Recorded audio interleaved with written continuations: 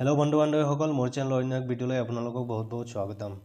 আজি এইটো ভিডিঅ'ৰ জৰিয়তে আমি দেখুৱাম যে পুৰণা পেন কাৰ্ড কেনেকৈ আপডেট কৰিব লাগে বা চৰকাৰে বান্ধি দিয়া কেইবাটাও নিয়ম ইতিমধ্যে আহি পৰিছে যে আমি পেন কাৰ্ড কেনেকৈ আপডেট কৰিব লাগে, নতুন পেন কাৰ্ড আমি কেনেকৈ নতুন পেন কাৰ্ডৰ কাৰণে এপ্লাই কৰিব লাগে। গতিকে মই ভিডিঅ'টোত প্ৰথমৰ পৰা শেষলৈ দেখুৱাই দিম, আপোনালোকে ভিডিঅ'টো প্ৰথমৰ পৰা শেষলৈ চাই থাকিব। আৰু যদি মোৰ ভিডিঅ'টো ইউটিউবত চাই থাকে তেনেহ'লে অনুগ্ৰহ কৰি চেনেলটো ছাবস্ক্ৰাইব কৰি ৰাখিব।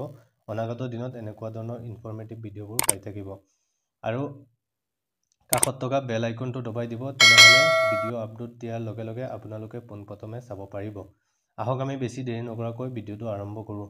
এতিয়া আপোনালোকে যদি এই নিয়মসমূহ চাব বিচাৰে তেনেহ'লে মোবাইল বা কম্পিউটাৰৰ যিকোনো এটা ব্ৰাউজাৰ খুলি ল'ব। ব্ৰাউজাৰটো খোলাৰ পিছত আপোনালোকে ইয়াত টাইপ কৰিব পেন কাৰ্ড নটিফিকেশ্যন 2.0। এইটোত আপোনালোকে টিক কৰি দিব। এইটো টিক কৰাৰ লগে লগে অকণমান স্ক্ৰল কৰিব। স্ক্ৰল কৰি ইয়াত প্ৰথম যিটো ৱেবছাইট দেখা পাব PAN 2.0 answer of all your doubts for new PAN cards, এইটোত আপোনালোকে ক্লিক কৰি দিব। এইটোত ক্লিক কৰাৰ লগে লগে আপোনালোকৰ সন্মুখত এনেকুৱা ধৰণৰ ইণ্টাৰফেচ দেখা পাব। ইয়াত আপোনালোকে PAN 2.0 answer doubts for new PAN card, ইয়াত ইংলিছত আছে। আপোনালোকে এই গোটেইখিনি লিখা আপোনালোকে কপি কৰি ল'ব।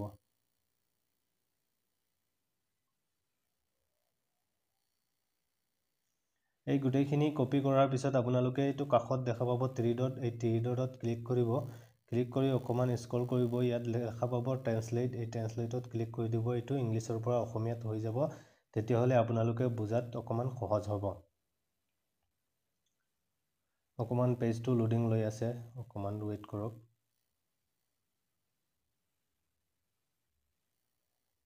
এতিয়া সম্পূৰ্ণ এইটো অসমীয়াত আহি গ'ল। ইয়াতে অসমীয়াত হ'লে আপোনালোকে বুজিবলৈ সহজ হ'ব। ইয়াত প্ৰথমত দিছে পেন 2.0 নতুন পেন কাৰ্ডৰ বাবে আপোনালোকৰ সকলো সন্দেহৰ উত্তৰ আয়কৰ বিভাগৰ দ্বাৰা মূল পইণ্ট।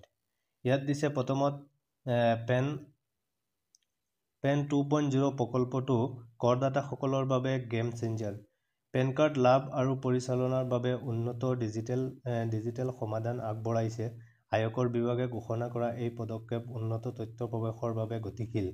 QR কোডৰ দৰে বৈশিষ্ট্য আৰু পেনক সাৰ্বজনীন ব্যৱসায়িক চিনাক্তকৰ্তা হিচাপে ব্যৱহাৰ কৰাৰ দৰে বৈশিষ্ট্য প্ৰৱৰ্তন কৰে।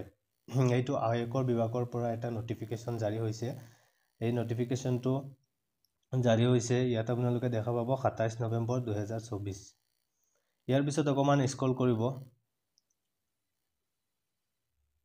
স্ক্ৰল কৰি আহি আপোনালোকে ইয়াত দেখা পাব কেন্দ্ৰীয় কেবিনেট পান 2.0 প্ৰকল্প অনুমোদন জনাইছে, যিয়ে বৰ্তমান স্থায়ী একাউণ্টৰ পেন ব্যৱস্থাৰ এক বৃহৎ উন্নীতকৰণ চিহ্নস্বৰূপ। এই পদক্ষেপ সমগ্ৰ ভাৰততে কৰদাতাৰ সেৱা উন্নত কৰাৰ লগতে ব্যৱসায়িক কাৰ্যকলাপত সুবিধা প্ৰদান কৰিব বিচাৰে। ইয়াত উন্নীতকৰণৰ অংশ হিচাপে পেনত এটা QR কোড বৈশিষ্ট্য সংযুক্ত কৰা হ'ব, যিটো সকলো কৰদাতাক বিনামূলীয়াকৈ উপলব্ধ কৰা হ'ব। কাৰণ পুৰণা যিবোৰ পেন কাৰ্ড আছিলে, পুৰণা পেন কাৰ্ডসমূহত আমাৰ QR কোড উপলব্ধ নাছিলে। কিন্তু এতিয়া নতুন যিটো আপডেট হোৱাৰ পিছত যিটো নতুন পেন কাৰ্ড আহিব, সেইটোত QR কোড উপলব্ধ থাকিব। কাৰণ যিটো স্কেন কৰি আমাৰ সকলো তথ্য অতি সোনকালে পোৱা যাব। আৰু ইয়াৰ পিছত ইয়াত লিখিছে ঘোষণাৰ সময়ত কেন্দ্ৰীয় মন্ত্ৰী অনিশী বৈষ্ণৱে এই কথাত গুৰুত্ব আৰোপ কৰে যে পেন 2.0 সকলো চৰকাৰী সংস্থাৰ বাবে এক ঐক্যবদ্ধ ব্যৱসায়িক চিনাক্তকৰ্তা হিচাপে কাম কৰিব, যাৰ ফলত নিয়ন্ত্ৰণৰ প্ৰয়োজনসমূহ সৰল হ'ব। কিন্তু বৰ্তমান পেন কাৰ্ডত QR কোড নথকা পান কাৰ্ডৰ অৱস্থা সন্দৰ্ভত উদ্বেগ সৃষ্টি হৈছে।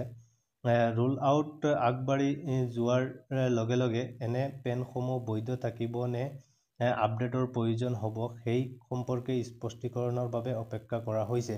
কাৰণ ইয়াত কৈছে যে পুৰণা যিবোৰ পেন কাৰ্ড আছে, পুৰণা পেন কাৰ্ডবোৰ বাতিল হ'ব নে আমি কামত লগাব পাৰোঁ। কাৰণ আমি বহুতো বেংকিঙৰ কামত, লোনৰ কামত আমি পেন কাৰ্ডবোৰ আমি ব্যৱহাৰ কৰিছোঁ। গতিকে এইটো ভেলিড হ'ব নে এতিয়া আনভেলিড হ'ব, সেইটো কথা ইয়াত কৈছে।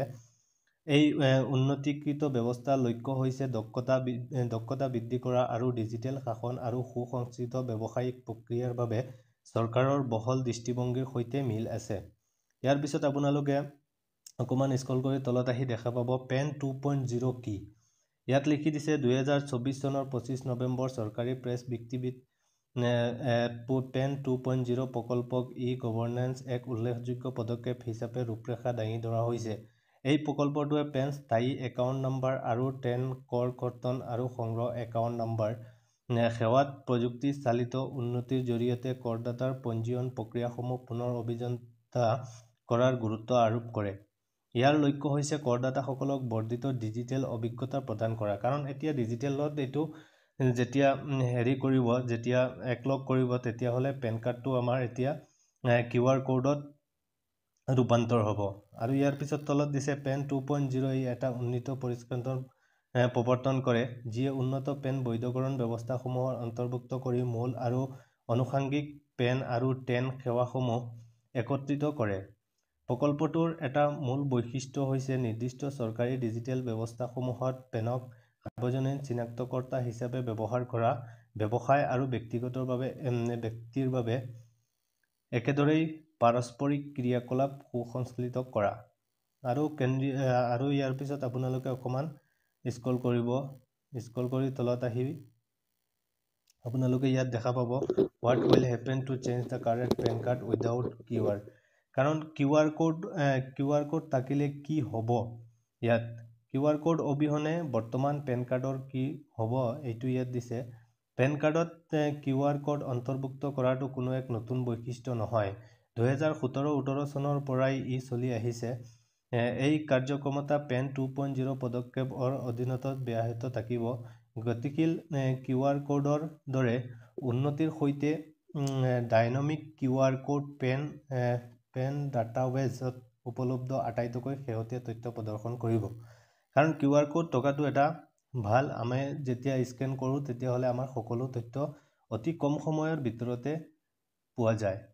পুৰণি কাৰ্ড থকা পেনধাৰীসকলৰ বাবে য'ত QR কোডৰ অভাৱ, এই কাৰ্যক্ষমতাৰ বৈশিষ্ট্যসমূহ আপডেট কৰা কাৰ্ডৰ বাবে আবেদন কৰাৰ বিকল্প আছে। বৰ্তমান পেন 1.0 ব্যৱস্থা বা নতুন পেন 2.0 ফ্ৰেমৱৰ্কৰ অধীনত এই কাম কৰিব পাৰি।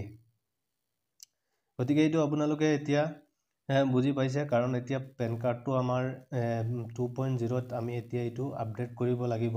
কাৰণ যিহেতু আমি ডিজিটেল কৰা হৈছে সকলো বস্তু আমাৰ, সেইকাৰণে এইটো কেন্দ্ৰৰ পৰা এটা নিৰ্দেশনা জাৰি কৰিছে।